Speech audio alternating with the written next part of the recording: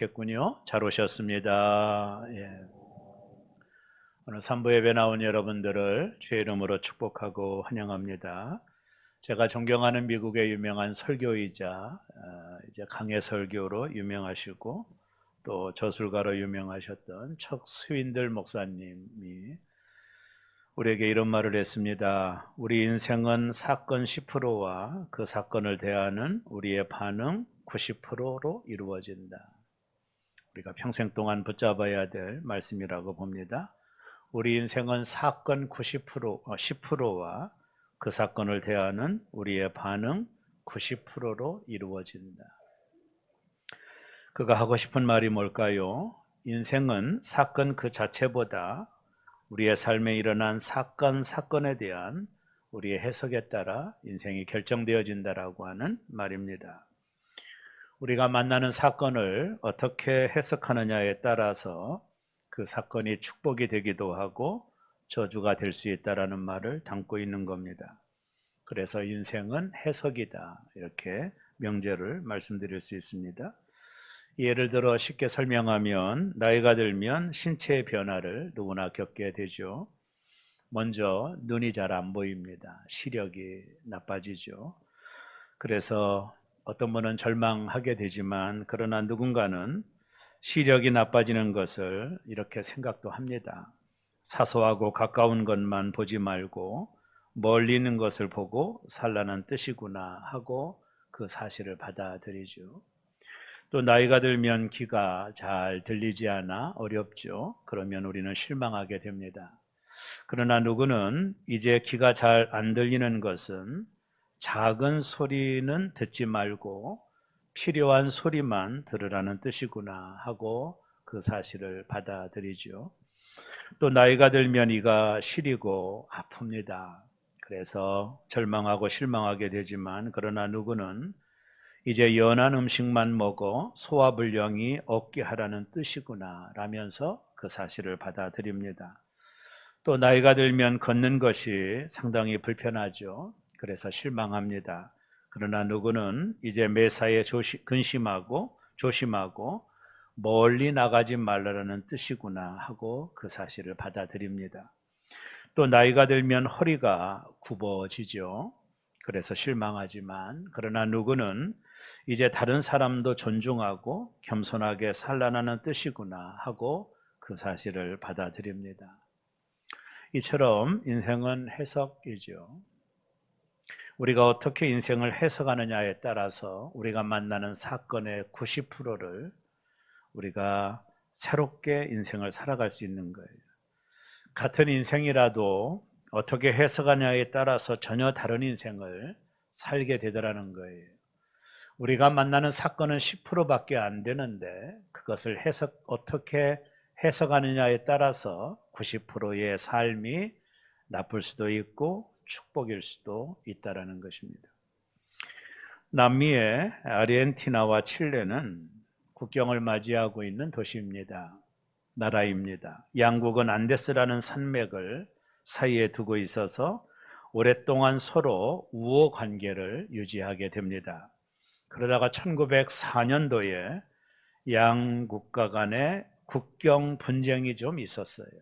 그런데 그 분쟁이 평화롭게 잘 해결되었습니다. 그것을 기념하여 양국 국경의 해발 3835m의 우스파야타라고 하는 산 언덕에 예수 그리스도의 동상을 세우게 됩니다. 그런데 이 동상으로 인해 두 나라가 오히려 전쟁이 일어날 뻔했습니다. 이유는 예수님의 동상이 칠레에는 등을 돌리고 있고 아르헨티나를 바라보고 팔을 벌리고 있었기 때문에 그렇습니다. 그래서 칠레 국민들은 마음이 상한 것입니다. 왜 우리나라에 예수님이 등을 돌리고 있고 아르헨티나 나라는 예수님이 두 팔을 벌려 축복하고 있느냐라고 하는 문제 때문에 칠레 국민들이 마음이 상했던 것입니다. 양국의 평화를 위해 세운 동상이 오히려 전쟁의 빌미가 되게 된 거죠. 이때 칠레의 한 신문사에 한 기사가 기고가 되었습니다. 기자가 이런 글을 썼습니다. 예수님의 얼굴이 아르헨티나를 향하여 서 있는 이유는 아르헨티나가 칠레보다 더 예수님의 보살핌이 필요한 나라이기 때문이다. 이 글이 칠레 국민들에게 감동을 주었습니다. 그렇구나. 우리보다도 아르헨티나가 예수님의 국률이 더 필요해서 예수님께서 그것으로 손을 벌리고 있다라고 이 기사가 칠레 국민들의 자존심을 세워주었고 더 이상 분쟁이 없게 되었다라는 이야기입니다. 여러분, 인생의 문제는 결국 해석의 문제죠. 우리가 만나는 어려운 상황은 10%밖에 되지 않습니다. 그 10%를 우리가 어떻게 해석하느냐에 따라서 90%가 축복이 될 수 있고 우리 인생의 저주로 다가올 수 있는 것입니다. 저는 한참 전에 그 책 중에 손정의처럼 생각하고 승리하라고 하는 책이 있습니다. 이 책에서 손정의 씨는 제1 한국인입니다. 책을 보면 어린 시절부터 일본 사람들로부터 배탈을 당하고요. 학교로부터 따돌림을 당했던 사람이었습니다. 어린 시절을 상처와 아픔으로 보내야 됐다고 그래요. 그 당시만 해도 조생종이라고 하는 이것은 욕이죠. 그래서 어린 시절 일본 안에서 살면서 수많은 외톨이와 또 따돌림을 당하고 인생을 살았다고 그래요. 이 어린 손정희 씨가 그럼에도 불구하고 나는 이 환경에 굴복하지 않겠다. 나는 이 일본 사람들에게 내가 누군지를 좀 보여주겠다. 그래서 모든 일에 열정적으로 임하게 되었고 그는 결국에 소프트뱅크라고 하는 회사를 차려 지금은 29조가 넘는 일본에서 가장 큰 부자가 되었습니다. 이 책을 읽으면서 자신의 그 불우한 환경들, 운명이죠. 피할 수 없는 그런 환경들에 함몰되지 않고 그런 자신이 처한 10%의 환경을 긍정적으로 해석해서 90%의 축복된 인생을 살았던 것입니다. 성도가 이 땅을 사는 동안에 인생을 해석하는 것은 세상 사람들보다 더 중요한 신앙의 자세입니다. 바울 사도가 로마서 8장 28절에 성도가 이 땅을 살아가는 삶의 가치관에 대하여 분명히 전해지고 있는데요. 너무나도 중요한 말씀입니다. 우리가 알거니와 하나님을 사랑하는 자, 곧 그의 뜻대로 부르심을 입은 자들에게는 모든 것이 합력하여 선을 이루느니라.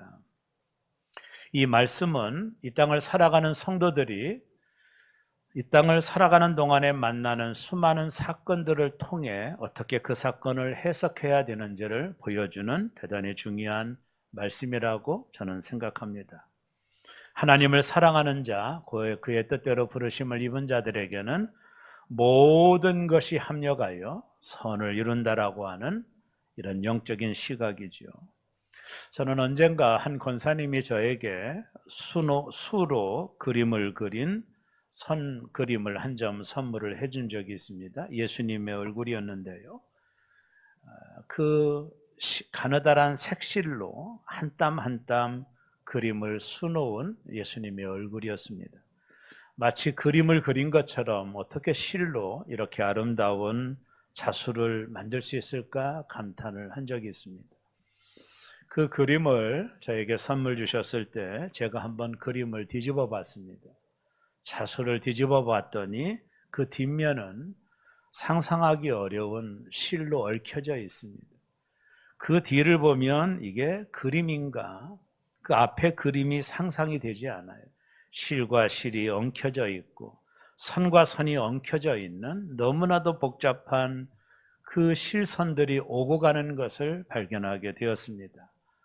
그림이라기보다는 마치 아수라장이와 같은 그런 상태로 실들이 엉켜 있는 것을 보게 되었습니다. 그러나 그 실들을 엉킨 그 자수를 뒤집어 보면 예수님의 아름다운 모습이 그림에 드러나는 것을 보았습니다. 우리가 이 땅을 사는 동안에 우리 인생이 얽힌 것 같고 설킨 것 같고 알 수 없는 선들이 오고 가는 것 같은 인생의 어려움을 겪지만 하나님은 그 모든 선들을 연결하고 얽히고 선긴 것들을 연결하여 우리 인생에 합력하여 선을 이루신다라는 것입니다. 하나님 앞에 위대하게 쓰임받았던 모든 인물들은 이 사실을 인지했습니다. 여러분 요셉을 기억하시죠? 그가 인생의 나락으로 떨어졌고 형제들의 배신과 그리고 성폭력범으로 몰려 감옥에 처박혀 있을 때도 요셉은 실망하지 않았습니다. 왜요? 모든 것을 합력하여 선을 이루실 하나님을 믿었기 때문이죠. 그의 인생은 10%의 사건을 하나님의 능력과 하나님의 섭리로 나를 이끄실 거라고 하는 긍정적인 해석으로 그런 아름다운 인생을 수놓고 살았던 것입니다. 오늘 우리는 맥주감사절을 지냅니다. 저는 오늘 본문의 하박국서를 통해 삶을 긍정적으로 해석했던 하박국의 신앙적인 관점들을 살피면서 인생은 해석이라고 하는 이 말씀에 동의를 얻고자 하는 것입니다.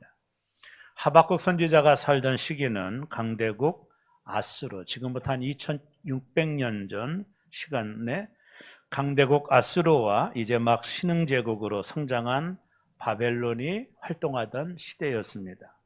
그 당시 애굽은 아수르와 동맹하여 바벨론을 견제하고 있었고요. 이때 유다의 요시야 왕은 반아수르 편에 서게 됩니다. 이에 애굽이 아수르와 동맹하여 남유다를 침공했는데요. 이 전쟁에서 그 의로운 요시야 왕이 세상을 떠나게 됩니다. 그 이후로 한 25년간 4-5명의 왕이 바뀌게 되는데 이들 모두 다 하나님 앞에 악한 왕들이었습니다. 그 중에 대표적인 왕이 여호야김이라는 왕인데 이 왕은요 하나님의 율법책을 불에 태워버렸던 정말로 잘못된 왕이었습니다. 이때 하나님이 이 남유다를 심판을 결정을 합니다. 하나님의 심판은 어떤 심판이었느냐 하면 바벨론이라고 하는 신흥 나라를 동원하여 남유다를 침공하게 만들고 남유다의 모든 땅을 회파하고 저들을 포로로 잡혀가게 만드는 심판이었습니다. 하박국 선지자가 이 하나님의 계획을 듣고 가슴이 떨렸습니다. 이유는 하나입니다. 하나님 어떻게 이방 나라를 통해 우리를 심판하십니까? 이것이 하박국 선지자의 기도였습니다. 하나님 어떻게 이런 일이 일어날 수 있습니까? 하박국이 이 소식을 듣고 자신의 감정을 하박국 3장 16절에서 잘 드러내고 있는데요. 우리 다 같이 한번 읽겠습니다. 내가 들었으므로 내 창자가 흔들렸고 그 목소리로 말미암아 내 입술이 떨렸도다. 무리가 우리를 치러 올라오는 환난 날을 내가 기다림으로 썩이는 것이 내 뼈에 들어왔으며 내 몸은 내 처소에서 떨리는도다. 하박국이 하나님께서 바벨론을 통해 남유다를 심판하신다라고 하는 사실을 들었을 때 그가 느꼈던 감정을 표현하고 있는 것입니다. 입술이 떨리고 창자가 흔들리고 속에 뼈가 썩어지는 것을 느꼈더라. 이에 하박국이 하나님 앞에 기도합니다. 하박국 1장에 보면 하박국의 항변이 나와요. 하나님 어떻게 해서 이런 일이 벌어질 수 있습니까? 그리고 2장에 가면 하박국의 기도가 나오고 하박국서 3장에 가면 하박국의 찬양으로 하박국서가 마무리가 됩니다. 하나님으로부터 응답을 받았던 하박국은 오직 의인은 믿음으로 말미암아 사는 것이라고 하는 응답을 받았던 하박국은 영안이 열려 기쁨의 찬양을 쏟아내고 있습니다. 그것이 하박국 3장에 나와 있는 하박국의 결론 부분입니다. 하나님 앞에 드렸던 항변이 기도를 통해서 그의 찬양으로 하박국서가 마무리가 되고 있는데요. 그가 어떻게 이렇게 찬양의 기도를 드릴 수 있었을까? 이것을 역설이라고 말하죠. 그것은요, 하나님의 관점에서 상황을 바라보고 해석하고 의미를 찾았기 때문에 그렇습니다. 그 결과 그 유명한 하박국의 찬송시가 나오게 된 것입니다.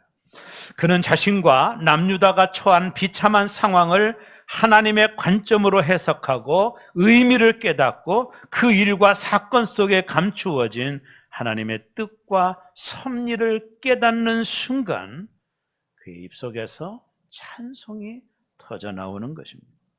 그리고 그는 놀라운 감사의 기도를 쏟아내고 있는 것입니다. 그가 드렸던 감사는 좋은 상황이기 때문이 아닙니다. 환경이 좋아서도 아닙니다. 그가 하나님 앞에 토해냈던 이 감사와 찬송의 기도는 원인이 어디 있었느냐 하면 바로 하나님 때문이었습니다. 그 하나님의 관점으로 삶을 바라본 것입니다. 그가 바라보았던 하나님, 감사할 수밖에 없었던 그 하나님, 인생을 궁극적으로 해석하게, 긍정적으로 해석하게 했던 그 하나님은 누구였을까요? 하박국은 그 하나님을 어떻게 믿었기에, 그 하나님을 어떻게 바라보았기에 역설적인 감사를 토해내고 있었을까요? 그것이 오늘 우리가 붙잡아야 될 중요한 메시지인 것입니다. 왜요? 사람의 인생은 사건 10%보다는 90%의 해석에 달려있기 때문입니다. 하박국이 바라보았던 하나님은 첫째로 함께 하시는 하나님이셨습니다. 지금 유다는 바벨론에 의해 곧 멸망을 당합니다. 그냥 멸망이 아닙니다. 쑥대밭이 되는 것입니다. 사람들은 모두 다 포로로 끌려가고 성전은 휘파되고 그들의 모든 농작물은 짓밟힐 것입니다. 아무것도 남지 않는 이 엄청난 핍박과 고난과 심판이 곧 다가올 것입니다. 그럼에도 그가 감사를 토해낼 수 있었던 유일한 이유는 우리와 함께 하시는 하나님 때문이었습니다. 그는 감사의 원인을 하나님께 두고 있어요. 지금 우리는 어떤가요? 코로나로 인해 우리도 고통스럽습니다. 경제적인 어려움, 건강에 대한 어려움 우리에게 많이 있을 것입니다. 그럼에도 하나님이 나와 함께 하심을 믿는다면, 그 하나님이 여전히 나와 함께함이 아연지라면, 내가 어떠한 상황을 만나도 어떤 환경이 내 앞에 있다 할지라도 하나님은 모든 상황보다 크시기 때문에 그 하나님이 지금 나와 함께 하신다면 그 하나님으로 말미암아 나는 감사할 수 있을 것이라는 고백을 토해내고 있는 것입니다. 상황은 늘 변합니다. 상황은 늘 요동칩니다. 우리가 상황에 반응한다면 고통스러울 것입니다. 이제 상황보다 크신 하나님을 바라봐야 됩니다. 지금도 여전히 나와 함께 하신 하나님, 나를 떠나지 않고 나와 함께 하신 하나님, 너의 어미가 자식을 버린다 할지라도 나는 너를 버리지 않겠다고 약속하신 그 하나님, 임마누엘의 하나님이 지금도 나와 함께 하시기에 그 하나님의 관점으로 상황을 바라보면서, 그 하나님의 관점으로 내가 만난 모든 사건을 바라보면서 나와 함께 하실 하나님, 나를 도와주실 하나님, 나를 인도하실 하나님을 기대하면서 이 어려운 상황 속에서도 하나님에 대한 감사를 토해내고 있는 것입니다. 우리와 함께 하시는 하나님이 누구실까요? 저는 아침에 설교를 정리하면서 한나의 기도를 깊이 생각했습니다. 사무엘상 2장 6절과 7절에 보면 한나가 하나님을 이렇게 고백을 합니다. 여호와는 죽이기도 하시고 살리기도 하시며 수월에 내리기도 하시고 거기에서 올리기도 하시는도다. 여호와는 가난하게도 하시고 부하게도 하시고 낮추기도 하시고 높이기도 하시도다. 한나가 하나님을 향하여 어떤 고백을 합니까? 하나님은 죽이기도 하시고 살리기도 하시고 가난하게도 하시고 부하게도 하시고, 한마디로 하나님은 생사 화복을 주관하시는 하나님, 나의 모든 생사 화복을 주관하시는 하나님, 그 하나님이 지금도 나와 함께 여전히 계시다면 아무리 상황이 어려워도 아무리 고통스러워도 우리는 감사할 수 있다라는 거예요.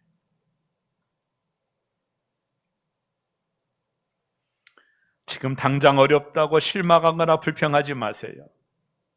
여러분이 만나는 그 상황, 사건은 10%밖에 되지 않아요.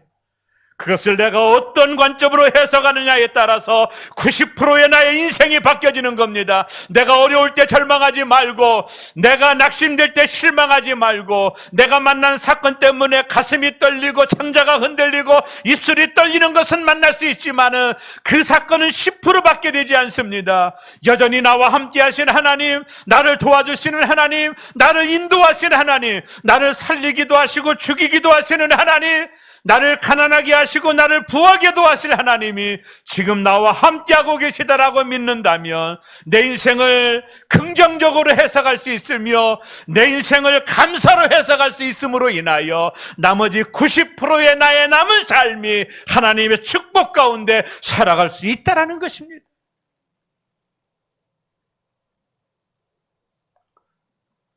그분이 나와 함께 하시는데 어찌 우연이 있겠습니까? 그분이 나와 함께 하시는데 어찌 망하는 일이 있겠습니까?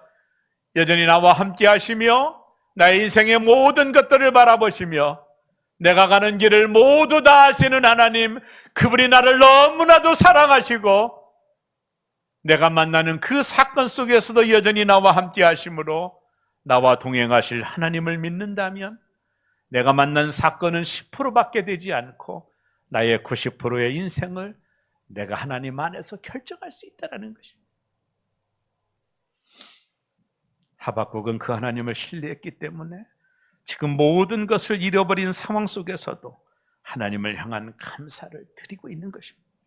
그리고 기쁨으로 노래하고 있는 것입니다. 자신의 기쁨은 하나님이라고 고백하고 있습니다. 우리는 대개 기쁨을 나에게서 찾으려고 합니다. 내가 하는 일이 잘 되어지면, 내가 계획하는 일이 잘 되어질 때 우리는 기쁨을 찾으려고 합니다. 그러나 그것은 일시적이고 가변적이고 순간적인 것입니다. 어떤 권사님이 그럽디다. 남편이 승진을 했어요. 너무나도 감사하더래요. 근데 저녁에 아이가 사고가 났어요. 아이의 사고 소식을 전해 듣고 병원에 가면서 이런 생각을 했대요. 내가 드리는 감사가 얼마나 일시적인가. 우리는 좋은 일과 나쁜 일들이 번갈아 찾아오는 인생의 한복판에서 내가 이 상황에 따라 반응한다면 어떻게 감사할 수 있을까?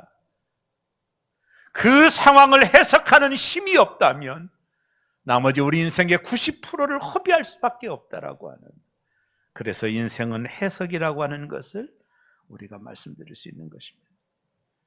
기쁨의 이유를 하나님께 두어야 됩니다. 그래야 변화무쌍한 우리의 삶에서 감사를 잃지 않고 살 수 있습니다. 오늘 하박국 3장 18절에 하박국이 이렇게 말하죠. 나는 여호와로 말미암아 즐거워하며, 여호와로 말미암아, 나의 기쁨의 근원은 하나님이시라는 것입니다. 이 세상의 상황이 아니라는 거예요. 나는 여호와로 말미암아 기뻐하리로다. 목회를 하다 보면 가끔씩 교회 들어서는 입구부터 공기조차 두려울 때가 있습니다. 어떤 때는 다 내려놓고 싶은 중압감에 시달릴 때도 있습니다. 그럴 때마다 자그맣게 들려오는 음성 하나가 있습니다. 내가 얼마나 힘든지 내가 안다. 내가 너를 홀로 버려두지 않겠다. 내가 너와 함께 할게. 그 말씀, 그것으로 다시 한번 일어나는 것입니다. 오늘 여기 가장분들이 많이 오셨는데 코로나로 얼마나 어렵습니까? 경제적인 어려움들이 찾아오고 고통이 찾아올 때 여전히 내게 들려오는 유일한 한 가지 목소리, 내가 너와 함께 할 거라는, 내가 너를 떠나지 아니할 거라는 그 하나님으로 인하여 우리는 어떤 상황 속에서도 기뻐할 수 있는 것입니다. 지금도 나와 함께 하시는 하나님의 관점으로 상황을 보면 감사할 수 없는 상황 속에서도 기쁨을 노래할 수 있는 것, 이것이 성도의 능력 아니겠습니까? 바울과 신라가 점치는 귀신 들린 여자를 고쳤다라는 이유로 매를 맞고 빌립보 감옥에 처박혀 있을 때 온몸이 피투성이요, 전혀 감사할 수 없는 그 상황 속에서도 하나님의 선하심을 믿고 그들이 기쁨과 감사의 기도를 드렸을 때 옥문이 열리며 그로 인하여 간수장이가 구원받아 유럽의 복음이 들어가는 통로가 되었던 것처럼 우리는 그 하나님의 오묘한 뜻을 알 수 없고 그 하나님의 섭리는 다 알 수 없지만 여전히 하나님이 나와 함께하고 계시다라고 하는 사실, 하나님이 나와 함께하고 있다면 내가 당하는 모든 것도 의미가 있고 내가 겪는 모든 것도 무의미한 것이 없을지언정 그 하나님이 지금 나와 함께하고 있기에 합력하여 선을 이루실 하나님을 바라보며 오히려 감사할 수 있다는 것, 이것이 성도의 능력이 아니겠습니까? 오늘 여러분이 어떤 어려움이 있나요? 어떤 사건을 만나요? 기억하십시오. 그 사건은 여러분에게 10%도 안 됩니다. 그 사건을 어떻게 해석하느냐에 따라서 여러분과 저의 90%의 인생이 바뀌어질 수 있다는 것입니다. 하나님은 여전히 나와 함께 하십니다. 하나님은 우리를 떠나지 않으십니다. 그 관점으로 여러분이 만나는 사건을 바라보십시오.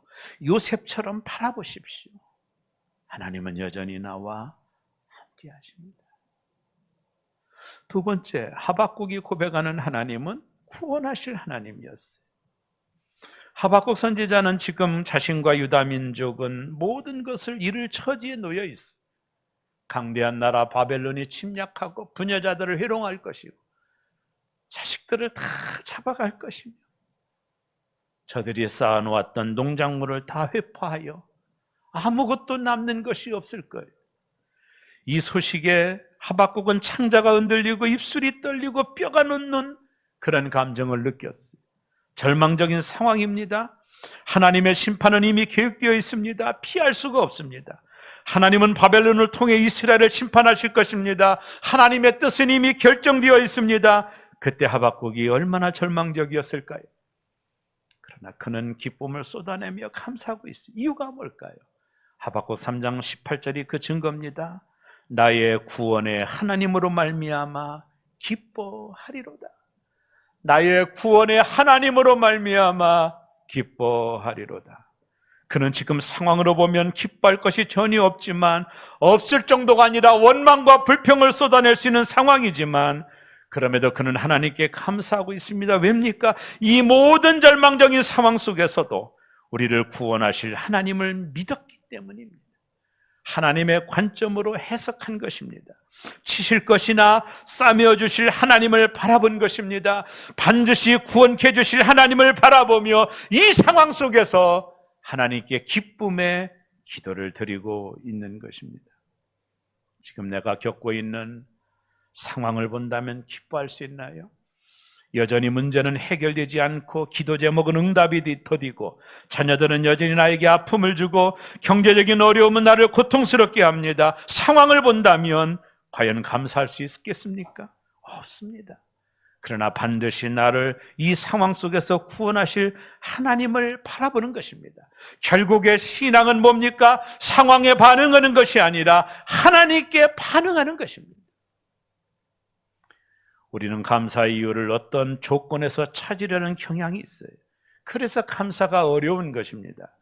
우리가 옛날에 어려운 시절 가정환경조사서라는 게 있지 않았습니까?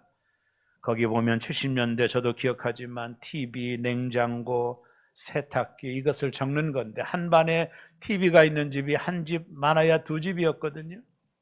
그때 우리가 모두 잘 살아보세 외치며 대한민국이 급속적인 성장을 거듭했지만 잘 살게 되었지만 그때 먹었던 눈간 설탕이 얼마나 맛있어요. 그때 배식했던 빵 그게 얼마나 맛있습니까? 지금은 너무나도 풍족해서 그런 사탕의 맛을 몰라요. 그렇게 하나밖에 없는 그 배식했던 빵의 맛을 지금도 어떤 빵에서 찾을 수가 없어요. 잘 살게 되었지만 한국은요 OECD 국가 중에 자살률 1위입니다. 우울증 환자도 1위입니다. 왜 이렇게 됐습니까? 환경이 좋아졌는데 왜 그럴까요? 여러분, 조건이 우리를 행복하게 하는 것이 아님을 깨닫게 되죠. 어떤 상황이 우리를 행복하게 하는 것이 아닙니다. 어떤 조건에 우리의 행복을 여러분이 집중한다면 행복할 수 없어요. 하박국 선지자는 나라의 현실을 보며 너무나도 어렵고 답답했을 겁니다. 상황이 너무나도 답답했어요. 그러나 자기 백성을 포기하지 않고 구원하시는 하나님을 바라보는 믿음이 그에게 있었던 이 어려운 상황, 절망적인 상황, 포기하고 싶은 상황이 있지만 그럼에도 불구하고 하나님이 반드시 구원할 것이라고 하는 그 믿음의 렌즈를 가지고 상황을 바라볼 때 이 상황 속에서 오히려 하나님을 찬양하며 하나님을 기뻐하는 노래를 부를 수가 있는 거예요. 모든 것이 다 사라지고 떠난다 해도 하나님의 구원의 손길은 결코 나를 떠나지 않는다라고 하는 하나님을 향한 믿음이 이 어려운 상황 속에서도 하나님을 찬양하고 있는 것입니다. 신앙은 이해가 아니라 받아들이는 것입니다. 하나님의 선하심을 믿는다라는 건 뭘까요? 최종 승리를 믿는 것입니다. 나를 반드시 구원하신다라는 사실을 믿는 겁니다. 이것이 바로 모든 것이 합력하여 선을 이룬다라는 뜻입니다. 지금은 불합리한 일이 있어도, 이해되지 못할 일이 있어도, 지금 분통한 일이 있어도 하나님은 반드시 우리를 구원하신다라는 믿음입니다. 이것이 하박국 선지자의 믿음이었어요. 우리 민족은 곧 망하겠지만, 하나님은 그렇게 우리를 치시겠지만, 그럼에도 하나님은 우리를 싸매어 주시고 우리를 반드시 구원하실 그 하나님을 바라보며 하박국이 역설적인 찬양을 하나님 앞에 올리고 있는 하나님의 관점으로 인생을 해석한 거예요. 마지막 세 번째 하나님을 바라봤던 그의 관점은 승리하게 하실 하나님을 본 거예요. 그는 지금 어려운 상황이지만 하나님은 반드시 우리를 승리케 하실 것이다. 그것을 믿고 하나님께 미리 감사를 드리고 있는 거예요. 하박국 시대에 하나님의 심판은 오지 않은 겁니다. 이제 곧 심판이 밀물처럼 다가올 겁니다. 성난 바벨론이 군사를 통하여 이스라엘을 완전히 노략질할 것입니다. 아직도 오지 않는 심판을 앞에 두고 하박국이 하나님 앞에 미리 감사를 드리고 있는, 이게 아주 놀라운 축복입니다. 우리 것을 신학적으로 선행감사라고 해요. 제가 1부 때, 2부 때도 잠깐 간증했지만 이번 주 한 집사님을 신방할 때 제가 좀 간증을 들었어요. 그분은 이렇게 사업하는 분인데 이렇게 말해요. 목사님, 저는요 엄마로부터 미리 감사를 훈련받았다라는, 자기는 항상 어떤 문제가 있으면 미리 감사를 한대요. 하나님이 대다수 응답한다라는 거예요. 저는 그 얘기를 들었고 좋은 인사이트를 얻었어요. 왜요? 우리가 미리 감사하는 것은, 우리가 좋은 일이 있으면 감사하는 건 누구나 할 수 있는 일이지만 미리 감사는 믿음이 없으면 불가능하거든요. 왜 우리가 미리 감사가 응답이 있을까요? 성경에 보면 하나님께서 내 귀에 들린 대로 내가 시행한다라고 말씀하셨기 때문에 미리 감사를 해버리는 거예요. 이게 믿음이 없이는 불가능한 일입니다. 오늘 하박국은 미리 감사를 드리고 있는 거예요. 지금 바벨론이 침략하여 남유다를 완전히 멸망하고 모두 다 포로로 잡혀갑니다.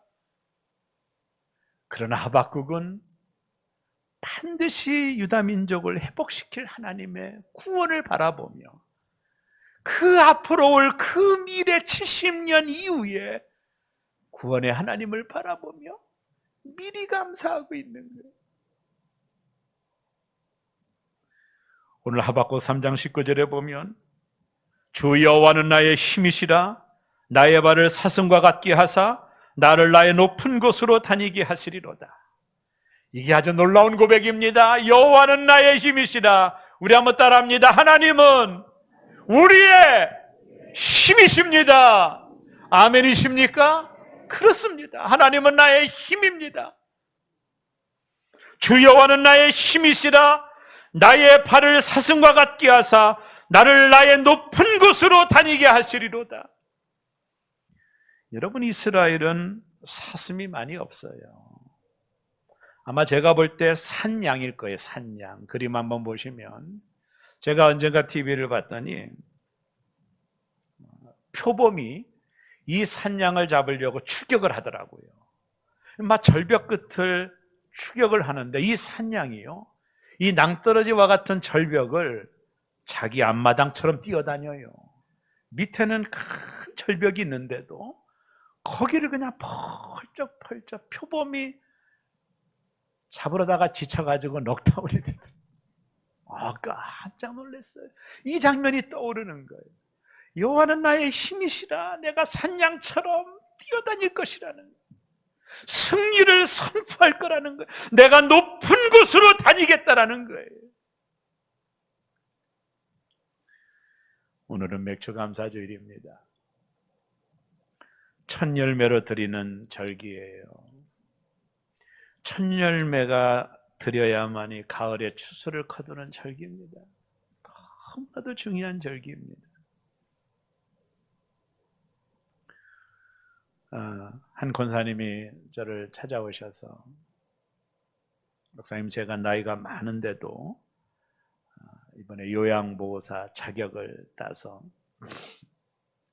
첫 월급을 받았대요. 저에게 찾아오셔서 기도해달라고 해서 제가 기도했어요. 첫 열매를 모두 다 하나님 앞에 드리며, 너무나도 이 나이에 일할 수 있어서 감사하다. 제가 속으로, 그래, 이게 바로 첫 열매 연금이지, 그런 생각을 했습니다. 코로나 6개월 동안 참 많이 어려웠죠. 여러분의 어려움 위로합니다.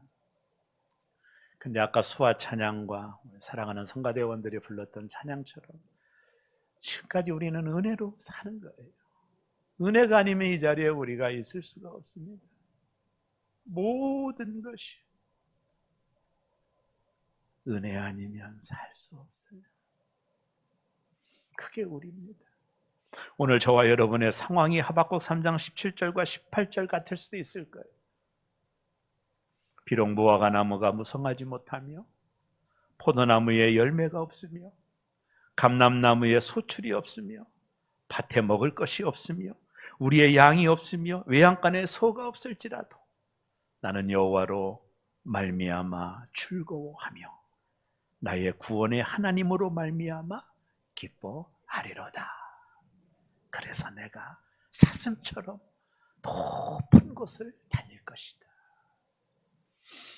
오늘 버전으로 말하면 사업이 실패하고 몸이 병들고 명예는 실축되고 건강은 약해졌다 할지라도 나는 여호와로 인하여 여호와로 말미암아 즐거워하며 나의 구원의 하나님으로 말미암아 기뻐하리로다.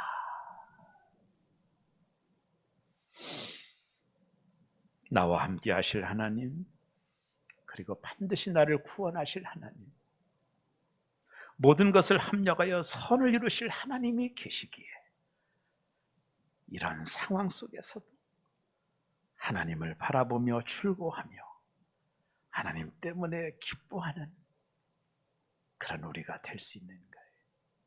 이 땅을 사는 동안에 우리가 만나는 수많은 일들의 10%, 그것은 10%밖에 되지 않아요. 그 상황을 하나님의 눈으로 해석함으로 저와 여러분의 인생의 90%가 축복된 삶이 되어지시기를 주의 이름으로 축원합니다.